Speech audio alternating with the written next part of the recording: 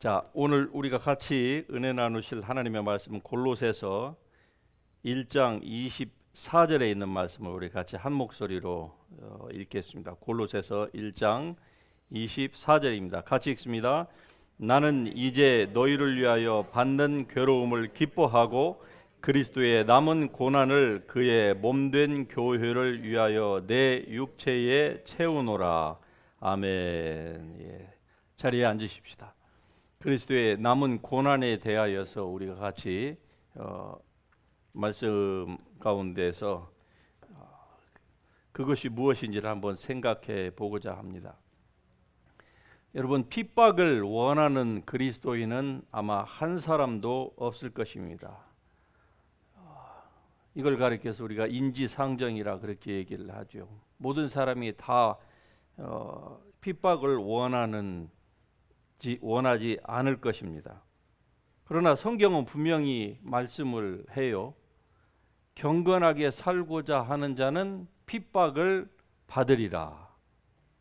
우리는 원치 않는데 왜 경건하게 살고자 하는 모든 사람은 다 핍박을 받도록 되어 있다고 성경이 말씀을 합니다. 예수 그리스도께서 모든 죄와 저주를 다 받으시고 그리고 그 한 몸의 고난을 다 받으셨는데 왜 성경은 사도 바울을 통하여서 남은 고난을 얘기하고 있는 것일까요? 예수를 믿으면 모든 것들이 다 잘 되기만 하면은 참 좋겠는데 실상은 그렇지 않단 말이죠. 이로 말미암아서 사람들이 예수 믿는 것에 대하여서 굉장히 두려워하고요. 그리고 특별히 그리스도 안으로 들어온 사람들 가운데에 이 고난을 원치 않기 때문에 주님과 밀착하게 주님 앞으로 다가가려고 하지 않는 것이 사실입니다. 마태복음 5장 10절에 보면은 의를 위하여 핍박을 받는 자는 복이 있나니 바로 천국이 저들의 것임이라 이렇게 말씀합니다. 의를 위하여 핍박을 받는 자. 자, 여러분의 삶 가운데에서 과연 예수님과 그리고 복음 때문에 고난을 받으신 적이 있습니까? 만일에 있다고 하면 그게 언제입니까? 기억이 나십니까? 의를 위하여 핍박을 받는 자는 복이 있다 이렇게 말씀합니다. 여기서 복이라고 하는 것은 단순히 그냥 언어의 유희를 주님께서 말씀하는 그 정도가 아닐 것입니다. 분명히 복이 있다고 성경이 얘기할 때에는 거기에는 아주 중요한 하나님께서 우리를 위하여서 예비하신 그 모든 것들이 여기에 분명히 포함이 되어 있을 것입니다. 자, 박해라고 하는 거, 이 persecution, 이 박해는 그리스도인들의 삶에서 결코 피할 수 없는 부분입니다. 왜냐하면은 그리스도인은 세상에 속한 자가 아니기 때문에 세상이 우리를 미워하게 되어 있습니다. 여러분이 세상에 속한 자가 아니기 때문에 그리스도인을 세상이 미워하게 되어 있는 것이 이게 정상이에요. 그런데 그리스도인이 예수를 믿으면서 핍박을 즉 세상으로부터 미워함을 받지 않으려고 한다. 최대한 미워함을 받지 않으려고 많은 사람들이 이렇게 노력하겠죠. 그러나 성경은 그렇게 말씀하지 않습니다. 하나님이 우리에게 은혜를 주신 것은 골로새서 1장 19절의 말씀이에요. 하나님이 우리에게 은혜를 주신 것은 믿는 특권뿐만이 아니라 고난받을 특권까지 받게 하려 하심이라. 점점 더 심각한 말씀을 성경이 하고 있습니다.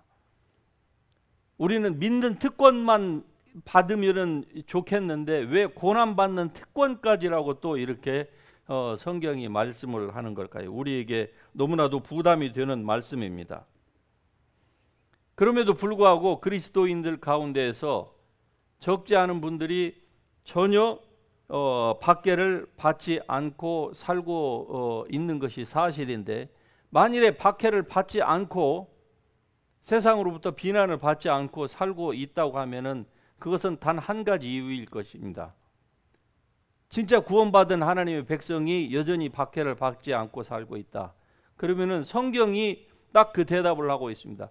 경건하게 살고 있지 않기 때문에 그렇습니다. 경건하게 살고자 하는 자는 이 세상에 살면서 반드시 박해를 어떤 형태로든 받게 되어 있습니다. 세상으로부터 비난을 받게 되어 있는 거예요. 오늘날 기독교를 한번 보십시다. 세상이 기독교에 대해서 뭐라고 얘기를 합니까? 우리가 살고 있는 이 미국, 또 우리의 조국 대한민국, 또 제3세계의 여러 나라들을 가서 어느 나라를 지고 경건하게 살고자 하는 사람, 즉 하나님의 말씀대로 살고자 하는 사람들이 박해를, 물론 정도의 차이는 있겠죠. 어떤 사람은 예수를 믿는 믿음 때문에 목숨까지 내어 놓아야만 하는 이러한 상황에 처하기도 하지요. 그러나 다 그런 것은 아닙니다. 하지만 정도의 차이는 개개인에 따라서 신앙의 그 열정에 따라서 다르겠습니다만, 그러나 하여튼 박해는 피할 수 없는 것입니다. 여러분이 만일에 박해를 피하려고 한다고 하면은 둘 중에 하나일 거예요. 예수를 안 믿든지, 안 믿으면 세상에 속한 자이기 때문에 세상이 자기의 것들을 사랑하고 좋아하는 거예요. 그러니까 전혀 세상으로부터 박해나 비난이나 악하다고 하는 말을 듣지 않는 것이죠. 세상이 우리 보고 악하다는 거예요. 왜냐? 길이 하나밖에 없다 이렇게 얘기를 하니까, Only Jesus 이렇게 얘기를 하니까 편협하고 편견에 사로잡혀 있고 독선적이고 이런 우리 보고 악하다는 거예요. 마음이 아주 밴댕이 쏙같고, 말하자면 왜 모든 것들을 왜 포용하지 않느냐 이거죠. 그리스도인이 하나님의 사랑이 하나님이라며, 너희들은 말만 입만 열면은 사랑이라며, 그런데 왜 구원의 길에는 오직 예수밖에 없다고 하느냐. 세상에 모든 종교가 있는데 그 정점에는 사랑이 하나님이 있고 모든 종교를 통해서 하나님께서 길을 다 만들어 놓으신 것이 아니냐. 그런데 왜 only Jesus라고 얘기를 하느냐. 이렇게 세상이 우리를 악하다고 얘기를 한다 그 말입니다. 자, 그렇다고 하면은 그리스도인의 박해는 어디에서부터 오는 것입니까? 그것은 같이 합니다. 사단으로부터. 사탄이 우리에게 박해를 가져다 주는 것이에요. 그렇다고 하면은 그 사탄의 목적은 무엇입니까? 간단합니다. 예수 그리스도로부터 우리를 분리시키는 것이에요. 우리의 마음속에 떨어진 말씀을 빼앗아 감으로써, 그러니까 하나님의 말씀을 여러분이 들을 적마다 그 말씀이 여러분의 마음속에 뿌리를 내리면은요, 그 사람은 반드시 박해를 받게 되어 있습니다. 어떤 형태로든 박해를 받지 않는 사람은 둘 중에 하나예요. 말씀이 그 마음속에 전혀 떨어져 있지 않거나, 아니면은 떨어져 있음에도 불구하고 경건하게 살지 않거나, 둘 중에 하나입니다. 그래서 우리를 그리스도에게서, 하나님에게서 멀어지게 해요. 그로 말미암아서 우리로 하여금 한마디로 다툼이나 그리고 낭망에 빠지게, 그래서 시험 가운데에 들게 하는 것입니다. 이게 박해를 사탄이 세상이라고 하는 이 시스템, 그 시스템에는 다 사람이 포함이 됩니다. 물론 환경도 포함이 되겠지요. 자, 오늘 이 본문 말씀 가운데에서도 분명히 말씀하고 있지만 그리스도의 모든 고난은 아직 끝나지 않았습니다. 아니, 그리스도께서 모든 고난을 다 자초하셨는데도 불구하고 아직 고난이 끝나지 않았다고 하는 말은 무슨 말입니까? 이미 여러분에게 이 성경의 말씀을 통해서 드린 거예요. 우리가 세상에 속한 자가 아니기 때문에 그래요. 예수님께서 분명히 말씀하십니다. 너희가 만일에 세상에 속하였더라면은 세상이 자기의 것들을 사랑하였을 것이나, 자기의 것들이라는 건 뭡니까? 예수 그리스도에게 속하지 않은 사람은 세상에 속한 자, 즉 너희의 아비가 마귀다 이 말이죠. 그러니까 구원받지 못한 사람은 그의 소속이 세상이고, 세상이 그의 소속이라는 얘기는 그들의 아비가 마귀라는 얘기예요. 우리도 예수를 믿기 전에는 우리의 소속이 세상이었고 우리의 아비는 마귀였습니다. 그런데 예수 그리스도 안으로 들어옴으로 말미암아 우리의 소속이 바뀌어졌어요. 소속이. 그렇죠? 분명히 여러분이 아멘이라고 자신 있게 대답을 하셨다고 하면은 여러분은 세상으로부터 미움을 받게 되어 있습니다. 복음 때문에 경건하게 살고자 하는 자는. 그래서 그리스도인들이기 때문에 우리가 박해를, 즉 고난을 받고 있기 때문이에요. 그런데 성경이 아주 놀라운 말씀을 합니다. 우리가 그리스도인으로서 박해를 받는 것은 우리가 받는 것이 아니고 예수 그리스도께서 받는다는 거예요. 그리고 예수 그리스도를 위하여서 우리가 받는 박해의 모든 그 결과는 주님께서 보상을 해주신다는 겁니다. 할렐루야.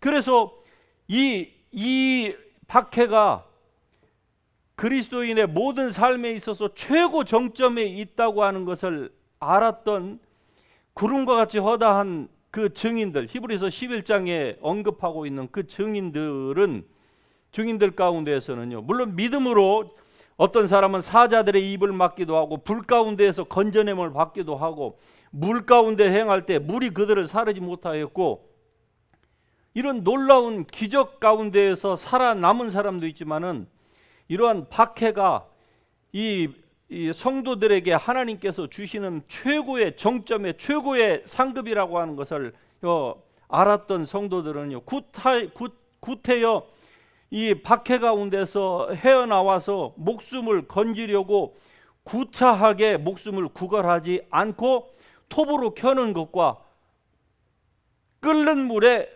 산채로 사람이 들어가고 끓는 기름 가마솥에 들어가고 동굴과 그리고 이 양의 옷을 입고 이 토굴로 일평생 도망다니면서 살기를 전혀 주저하지 않았다고 말씀합니다. 여러분도 이러한 눈이 열릴 수 있기를 주의 이름으로 축복합니다. 우리는 우리의 신앙이 너무나도 편한 데서 우리는 태어났고, 그리고 세계 최고의 나라에서 우리가 지금 살고 있습니다. 그렇기 때문에 박해는 마치 기독교에 없는 것처럼 우리가 그렇게 오해하고 살 때가 많아요. 그래서 조금만 어려움이 닥치면 어떻게 합니까? 박해를 받지 않으려고 하는 것이죠. 그러나 분명히 성경은 그렇게 말씀하지 않습니다. 자, 박해에 두 가지의 유형이 나옵니다. 첫 번째는 목숨을 잃는 데까지, 즉 믿음 때문에 목숨을 잃는 데까지 이를 수 있는 이런 유형의 박해가 나와요. 사람들은 이것을 가장 어려운 것이다, 가장 힘든 것이다 이렇게 생각을 하지만은 사실은 이 박해가 가장 치명적인 박해가 아닙니다. 역사적으로 오히려 이러한 박해가 일어났을 때에 예수 그리스도의 이 기독교는요, 오히려 더 강성해졌습니다. 초대 교회가 그랬어요. 사도들을 치고 집사들을 죽이고 했을 때에 사람들이 깜짝 화들짝 놀라가지고 다 도망가 버렸습니다. 말하자면 디아스포라가 된 거예요. 디아스포라가.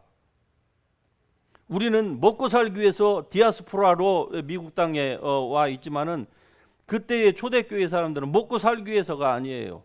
박해 때문에 그냥 흩어질 수밖에 없었어요. 그런데 오히려 그 박해로 말미암아서 300년도 되지 않아서 그 역사상 가장 위대한 제국이었던 로만 엠파이어를 복음으로 점령을 해버렸습니다. 할렐루야. 예, 만일에 박해가 없었더라고 하면은 절대로 그런 일은 일어나지 않았을 거예요. 그 후에가 더 문제가 되어서 망정이지. 자, 두 번째에 이 박해가 있는데 이것이 더 치명적인 박해입니다. 이것은 무엇입니까? 여러분과 제가 오늘날 쉽게 접하고 있는 박해예요. 아무것도 아닌 것 같은데 이 박해입니다. 다시 말씀드리면은 세상이 사람들을 통하여서 그리스도인에 대하여서 악담을 늘어놓거나 그리고 우리를 세상으로부터 분리시키려고 해요. 왕따를 시킨다 이 말이죠. 이게 어떻습니까? 훨씬 더 목숨을 위협하는 것보다 심각한 박해입니다. 이 박해를 받았을 때에 수많은 그리스도인들이 배교의 길로 갔고요. 그리고 주님에게서 떨어졌습니다. 아예 목숨을 위협할 때에는요, 오히려 사람들이, 물론 거기에서도 떨어져 나가는 사람들이 적지 않았겠지만, 그러나 그때는 오히려 사람들이 잠시는 힘들어 가지고 목숨 때문에 흩어지기는 했지만, 흩어진 사람들이 어떻게 합니까? 거기서 다시 정신을 차려요. 그리고 재정비를 합니다. 그리고서 가만히 생각해 보니까 자기가 이렇게 할 때가 아니다 이거죠. 그래서 주님 앞에 기도하고 능력받고 해서 오히려 복음이 더 전해졌습니다. 더 전투적인 교회가 된 거예요, 교회가. 그런데 두 번째 박해.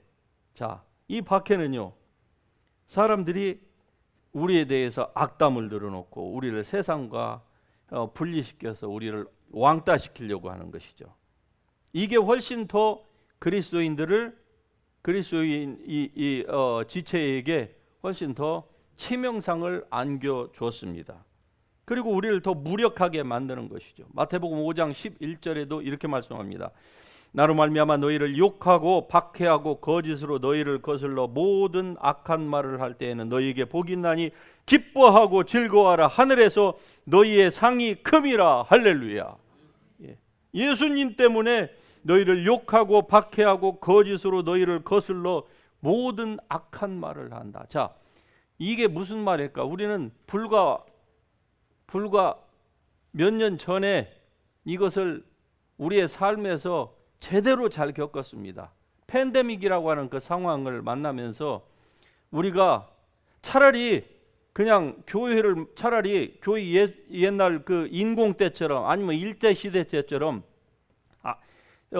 칼이나 이 총을 갖다 놓고 둘 중에 하나 선택하라. 여기 있는 십자가를 딱 떼어가지고 여기다 놓고 나가면서 십자가에다가 침을 뱉고 예수님의 초상화를 놓고 그 성화 놓고 거기를 발로 밟고 지나가면 살려주고 그렇잖아요. 빵!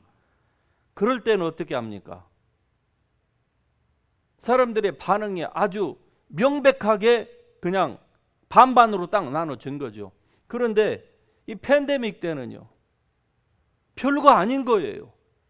죽인다고 한 것도 아니에요. 기껏해야 어떻게 합니까? 교회에다가 페널티 물리거나 아니면은 기껏해야 그냥 이거 해서 가서 며칠 살다가 나오는 것이죠. 아니면은 이거밖에 없어요. 그리고 별거 없습니다. 그런데 여기에 어땠을까요?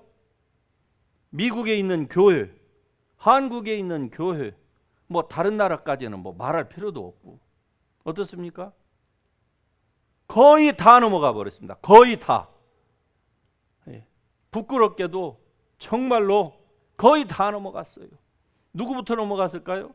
목회자들부터 다 넘어갔어요. 차라리 내가 그냥 목구멍이 포도청이라 내가 이거 아니면 먹고 살 수가 없어서 그냥 나 교회 문 닫는다 이렇게 얘기하면 차라리 솔직하다고 인정해 줄 거 아니겠어요? 우리 그 서클 안에서만이라도. 근데 그게 아니고 구차한 말로 뭐 우리가 세상에 뭐 해를 끼쳐서는 안 되니까 등등 이런 그 익스큐스를 해가면서 정말 비겁한 모습을 보였습니다. 게다가 한국에서는 그 정권이 자체가 어땠습니까? 교회를 아예 문 닫게 하려고. 만일에 지금 정권이 다행히 바뀌었으니까 망정이지 안 바뀌었으면 그분들이요 지금 다 드러나는 것이 뭡니까? 예, 그렇게 얘기해요. 분명한 것은 그분들이 법까지 다 만들어 놨었어요. 교회를 6개월 안에 10분의 1 토막으로 줄이겠다 하는 법을 다 만들어 놨는데 다행히 그것이 실행이 되지 못했던 것뿐이에요. 그럼 미국은 어땠습니까? 미국과 캐나다 우리는 더 잘합니다. 우리가 이곳에 살으니까. 극소수의 교회만 정부와 그 페널티를 먹을 것을 수를 당할 것을 감내하면서 싸웠어요. 여기에 보면은 예, 패사데나에 있는 어느 교회죠. 썬랜드에 있는 어느 교회, 캘리포니아로 이쪽으로 말하자면. 그리고 어느 타주에 있는 어느 교회 안에서도 아니고 그냥 오픈 스페이스에서 예배를 드리는데도 경찰이 와갖고 한 사람 한 사람씩 잡아가는데 아무 누구도 저항을 하지 않아요. 그냥 예배 드리다가 경찰이 와서 잡아가면은 그대로 예, 행커프를 당해가지고 그냥 가서 해요. 그럼 자, 이런 분들은 굉장히 극소수였죠. 대부분 어떻습니까? 아까 제가 말씀드린 것처럼 세상으로부터 비난당하는 것이 두려웠습니다. 예, 왕따 당할 것을 두려워했어요.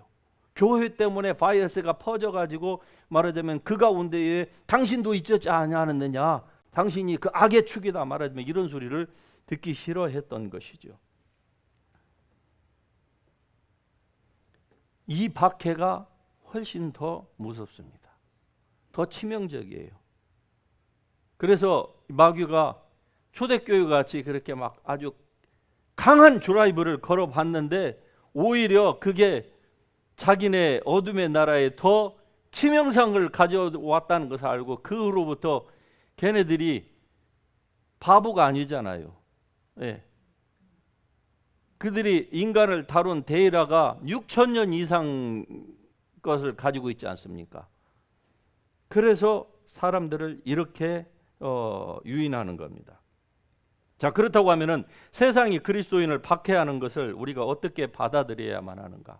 저는 지금 골로새서 1장 24절 골로새서에 있는 말씀을 뭐 매주 항상 하진 않지만은 지금 하여튼 열 몇 번을 주일날하고 목요일하고 이렇게 계속적으로 골로새서의 말씀을 하는 가운데서 오늘 24절을 지금 살펴보게 되는데요. 세상이 그리스도인을 박해하는 것을 우리가 어떻게 받아들여야 하는가? 자, 사도행전 9장에 보면은 청년 사울이 나옵니다. 그가 노기가 등등하여서 그리스도인들을 다 전멸하려고 다메섹으로 영장을 가지고 지금 군사들을 대동하고서 가는데 갑자기 예수님께서 다메섹 도상에서 나타나셔가지고 말씀을 합니다. 사울아, 사울아, 네가 어찌하여 나를 핍박하느냐? 자, 예수님께서 뭐라고 하십니까? 네가 어찌하여 내 자식들을 네가 그렇게 핍박하느냐? 그렇게 말씀하지 아니하시고 예수님이 뭐라고 하셨다고요? 나를 핍박하느냐 그랬어요. 예수님이. 즉 우리는 그리스도의 그 지체요, 그 몸의 각 부분이라고 성경을 얘기합니다. 그러니까 지체가 하나님의 자녀요, 예수 그리스도의 지체인 성도들이 받는 고난은 예수님께서 당신이 받는 고난으로 간주를 하신 거예요. 그래서 지금도 그리스도의 남은 고난이 있는 것입니다. 여러분, 이 고난에 즐겁게 동참하십시다. 그리고 두려워하지 마십시다. 뭘 두려워합니까? 우리가 두려워할 것이 뭐가 있어요? 물론 두려워하지 않는 사람은 아무도 없겠지요. 하지만 조금만 생각을 바꿔보면은 어차피 우리는 우리의 운명을 고칠 수 없습니다. 아닙니까? 여러분 다시 마귀 안으로 돌아가실래요? 하나님 자녀가 되었는데, 그러니까 여러분 운명 바꿀 수가 없어요. 그럴 바에 어떻게 하면 될까요? 좀 더 적극적으로 하십시다. 할렐루야. 세상이 우리를 말하자면은 그러한 일, 팬데믹과 같은 그러한 일들이 우리 가운데 다시 일어나지 않기를 원합니다만, 그러나 만일에 그 비슷한 일들이 아류에서 또 일어난다고 할 때에 우리는 절대로 후퇴하지 마십시다. 그리고 비겁하게 세상이 우리를 비난하려고 하는 그것을 때문에 숨거나 그렇게 하지 마십시다. 내가 그리스도와 그의 부활의 권능과 고난에 참여함을 알고자 하여 그의 죽으심을 본받아. 이게 믿음의 선진들의 신앙의 태도였습니다. 그 부활의 권능과 고난에 참여함을 알고자 하여. 그래서 경건하게 살고자 하는 자는 고난을. 자, 그래 우리 신약 시대에 살고 있는 성도들은 구약 시대처럼 그렇게 죄 때문에 더 이상 하나님으로부터 징계를 받지 않습니다. 얼마나 놀라운 일입니까? 할렐루야. 정말 여러분 기뻐하십시다. 죄 때문에 하나님은 더 이상 여러분과 제가 어제도 죄를 지었고 또 내일도 지을 가능성이 우리는 다 농후한 존재이지만, 그러나 죄 때문에 하나님은 더 이상 우리를 구약 율법 하에서 백성들을 다뤘던 것처럼 그렇게 절대로 다루지 않습니다. 그러나 우리에게 새로운 챌린지가 주어졌습니다. 새 언약 하에서 사는 우리에게도. 그것은 뭡니까? 같이 합니다. 복음과 함께 고난을. 복음과 함께 고난을. 이 부분은 피할 수가 없습니다. 그리고 물론 복음과 함께 고난을 자초하지 않는 분들이 있겠죠. 않는 분들은 또 그 나름대로 삶을 뭐 다 사시겠죠. 하지만은 그러나 십자가 없이 크라운은 없습니다. 글로리도 없습니다. 그러니까 그거는 개인의 믿음이니까 우리가 뭐 강요해서도 안 되고 강요한다고 해서 뭐 받아들일 수 있는 부분도 아니고, 그건 각자의 믿음에 따라서 본인이 책임을 져야 하는 부분이겠죠. 그러나 분명한 것은 고난과 복음과 함께 고난을 우리가 자처한다고 하면은 우리는, 여러분은 아주 큰 영광이 분명히 있을 줄 믿습니다. 로마서 8장 17절에 우리가 그와 함께 영광을 받기 위하여 고난도 함께 받아야 될 것이니라. 할렐루야. 영광과 고난이 같이 가는 거예요. 그리스도의 남은 고난이 여전히 이 세상에 현재 남아 있습니다. 우리가 주와 함께 죽었으면 또한 함께 살 것이요, 참으면 또한 함께 왕노릇할 것이요. 얼마나 기가 막힌 말씀이니까. 왕노릇. 여러분, 우리는 성경이 이렇게 단순하게 그냥 원 센텐스로 표현을 하기 때문에 이 왕노릇 할 것이다, 주님과 함께 고난을 받는 자는 왕노릇 할 것이다, 이 말씀의 의미를 우리는 지금 뭐 100분의 1도 이 말씀의 그 true meaning을 우리가 다 깨닫지 못합니다. 그러나 다는 아니에요. 깨달은 사람 어떻습니까? 복음과 함께 고난을 사도들처럼 그렇게 자처한 사람들이 성경에서는 한두 사람이 아니라고 얘기합니다. 얼마나 많을까요? 구름처럼 많다고 했어요. 구름처럼. 구름처럼 많은 인파 중에 여러분도 같이 들어갈 수 있기를 주의 이름으로 축복합니다. 결코 두려워할 것이 아니에요. 왜? 우리는 두려워하는 영을 받지 않았습니다. 우리는 양자의 영, 예수 그리스도의 영, 하나님의 영을 우리는 받은 사람입니다. 그러므로 어떠한 것도 여러분을 하나님의 사랑에서 떼어놓을 수 있는 것이 없습니다. 자, 모세는 그리스도를 위하여 받는 수모를 애굽의 모든 보화보다 더 큰 재물로 여겼으니, 그 다음이 중요합니다. 이는 상 주심을 바라봅니다. 할렐루야. 대부분의 일반적인 사람들은 애굽의 왕자의 자리와 그리스도를 위하여 받는, 복음을 위하여 받는 그 고난을 바꾸라고 할 때에 바꿀까요? 대부분은 안 바꾸지요. 그 엄청난 자리를 왜 던지겠습니까? 바보가 아니고서야. 그런데 모세는 보세요. 아직 예수님이 태어나시기 1500년 전의 인물입니다. 모세는. 그런데 그리스도를 위하여 받는 수모를 애굽의 모든 보화보다, 왕자리보다, 왕자와 그리고 앞으로 있게 될 차기 대권의 그 왕, 절대 군주의 그 자리보다도 더 큰 재물로 여길 수 있었던 것은 무엇입니까? 상 주시는 이심을 바라봅니다. 할렐루야. 이러한 눈이 우리도 열릴 수 있기를 주의 이름으로 축복합니다. 자, 이 상 주신다고 하는 것이 무엇인지에 대해서 미국에서 아주 그 좋은 예화가 한 가지가 있습니다. 수십 년 전의 일인데요.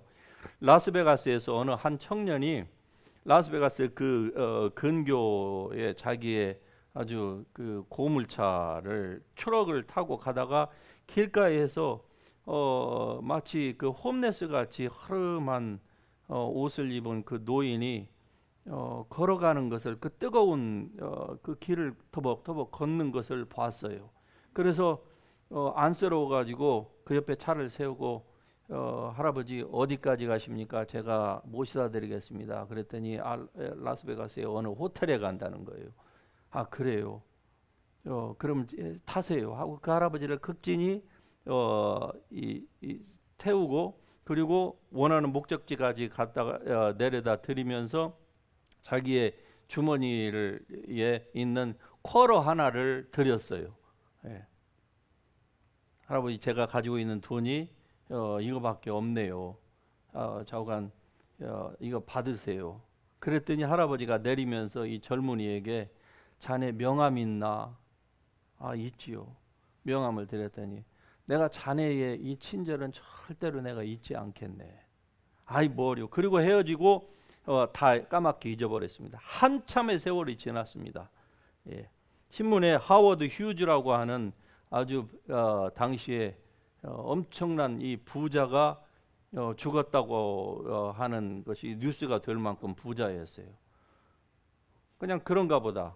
그런데 얼마 안 있다가 그 변호사가 그에게 그 유산 이걸 그 페이퍼를 가지고 왔는데 하워드 휴즈라고 하는 이 노인분이 그 자기의 일생을 살면서 가장 자기에게 친절을 베풀었던 그 이름 모를 젊은이에게 자기 유산의 16분의 1을 상속한다고 했어요. 그런데 그 액수가 중요해요. 이런 게 지나면 항상 액수가 중요하지 않습니까? 그렇죠? 액수가 2.2 빌리언, 우리 한국 돈으로 하자면 약 2,600억입니다. 예. 자, 조그마한 선행이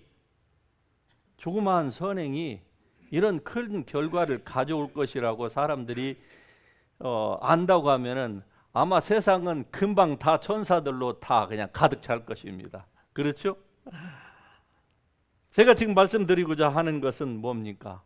주님을 위하여서 받는 그 의를 위하여서 받는 그 조그마한 박해, 세상으로부터 따돌림, 왕따, 이러한 것들에 대하여서 사람들이 우선 불편하고 우선 힘들죠. 예, 사람들 받는 손가락질, 뭐 이러한 것들에 대하여서. 그러니까 원치 않는 것이죠. 그러나 성경에 있는 말씀처럼 인자로 말미암아 너희를 미워하며 멀리하고 욕하고 너희 이름을 악하다 하여, 보세요. 예. 인자로 말미암아 예수를 믿는다는 것 때문에 너희를 미워하며 멀리하고 욕하고 악하다 하며 너희를 버릴 때에는 너희에게 복이 있도다. 그날에 너희가 기뻐하고 뛰놀리라. 할렐루야. 무엇 때문에? 하늘에서 너희 상이 큼이라. 할렐루야. 이 조그마한 거 주님을 위하여서 내가 예수 믿는다고 하는 것 때문에, 예수를 믿으라고 하는 것 때문에 사람들이 어떻게 합니까?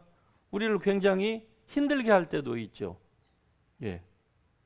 아주 색깔 안경을 끼고 우리를 바라보는 경우도 있습니다.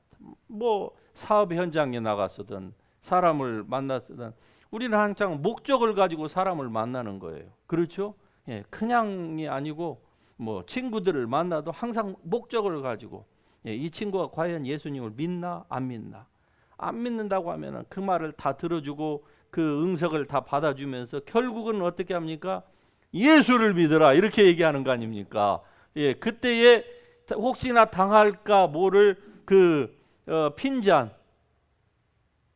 이런 것들이 두려운 사람들은 어떻게 할까요? 절대로 자기 신앙의 칼날을 드러내지 않지요. 그냥 자기만 그냥 믿는 거예요. 그냥 내가 뭐 다른 사람을 이런 생각을 아예 가지려고 안 하는 것이죠. 그러나 다는 그렇지 않습니다. 예. 그리스도인이 고난과 핍박을 받는 곳에는 바로 예수님이 핍박과 고난을 받고 있다고 하는 사실입니다. 여러분, 그러므로 고난과 핍박, 예수님의 이름 때문에 인자로 말미암아서 우리가 세상으로부터 미워함을 당하고 세상이 우리를 멀리하고 욕하고 우리의 이름을 악하다고 그렇게 하여서 우리를 왕따시킬 때에는 너희에게 복이 있도다. 할렐루야. 기뻐하고 그날에 너희가 뛰놀라. 이는 너희의 상급이 하늘에서 큼이라. 할렐루야. 그리스도의 남은 고난을 여러분의 육체 가운데의 사도 바울처럼 채울 수 있기를 주의 이름으로 축복합니다. 별거 아닙니다. 뭐 목숨을 내놓으라는 것도 아니에요. 우리가 살고 있는 적어도 미국과 한국에서는 예수 믿는다는 것 때문에 초대교회처럼 그렇게 산과 토굴과 암굴과 이런 데서 숨어 살아야 되는 그런 상황이 아닙니다. 그러므로 두려워하지 마십시다. 설사 그런 일이 있다 할지라도 절대로 놀라지 마십시다. 수년 전에 샘물교회가, 분당 샘물교회가 저 아프가니스탄인가요? 파키스탄인 거기 가서 두 분이 순교하셨죠. 그때에 대부분의 사람들은 이렇게 기도했습니다. 그들을 무사히 풀려날 수 있게 해달라고. 그런데 그때 어떤 분, 제가 존경하는 어떤 분이 기도하는 것을 보니까 그분은 그렇게 기도 안 하시더라고요. 그래서 제가 그 기도를 보고 깜짝 놀랐습니다. 주여, 저들이 담대하게 하옵소서. 목숨을 던지는 한이 있더라도 불신자들 앞에서 비겁하게 살아나오려고 하지 않게 하시고 저 땅에 순교의 피를 뿌리게 하소서. 이렇게 기도를 하더라고요. 저는 그분이 그냥 기도한 것이 아니라고 봅니다. 성령으로, 감동으로 기도했다고 봐요. 그 결과 그 땅에 순교의 피가 뿌려졌습니다. 그분들은요, 기독교인들이 받을 수 있는 최고의 top of the line, 최고의 위치에 올라간 줄 믿습니다. 우리도 여러분 비록 그러한 목숨을 위협하는 상황은 아니라 할지라도 절대로 뒤로 물러서건다거나 비겁한다거나 이순신처럼 아주 조용한 그러한 신앙이 아니라 그리스도의 남은 고난을 내 육체에 채우노라. 사도 바울처럼 주님을 위하여서, 여러분 의를 위하여서 예수 그리스도를 증거하는 일에 조금치도 여러분 주저하거나 뒤로 물러나지 마십시다. 하늘에서 여러분의 상이 클 줄 믿습니다. 이러한 하나님의 은혜가 여러분의 삶 가운데에, 매일의 삶 가운데에 충만할 수 있기를 주님의 이름으로 축복합니다. 우리 다 같이 일어나셔서 날마다 숨 쉬는 순간마다 우리 같이 찬양하면서 주님 앞으로 나아가십시다. 여러분, 우리가 삶 가운데에서 어떠한 일을 만날지라도 주님은 여러분을 떠나지도 않고 버리지도 아니하신다고 분명히 약속하셨습니다. 우리가 살면서 우리 주 예수 그리스도 주님께서 우리를 위하여서 모든 고난을 받으시고 죄와 저주를 다 짊어지시고 내가 떨어져야 될 지옥까지 대신 떨어지시고 하나님으로부터도 버림을 당하시면서까지 우리를 구원해 주셨는데, 우리는 세상으로부터 예수를 믿는다는 것 때문에, 예수를 전한다는 것 때문에 조금 세상이 우리를 비난하고 그리고 우리를 왕따시킨다고 해서 우리가 뒤로 물러간다거나 우리의 입을 닫고 있는다고 하면은 우리가 어찌 하나님께서 우리를 위하여서 예비하신 그 경건한 자들, 복음과 함께 고난을 받는 자들을 위해서 예비하신 그 상급을 기대할 수가 있겠습니까? 그날에 너희가 기뻐하고 뛰놀리라. 이는 너희의 하늘에서의 상급이 큼이라. 이 말씀을 바라보시면서 우리도 사도들처럼, 우리 믿음의 선지자들처럼 우리도 주님을 위하여 받는 고난을 기꺼이 감수하겠노라고 주여 저에게 믿음의 믿음을 더하여 주시옵소서라고 이 시간에 간절히 주님의 이름 부르면서 주님 앞으로 나가며 고백하며 기도합니다.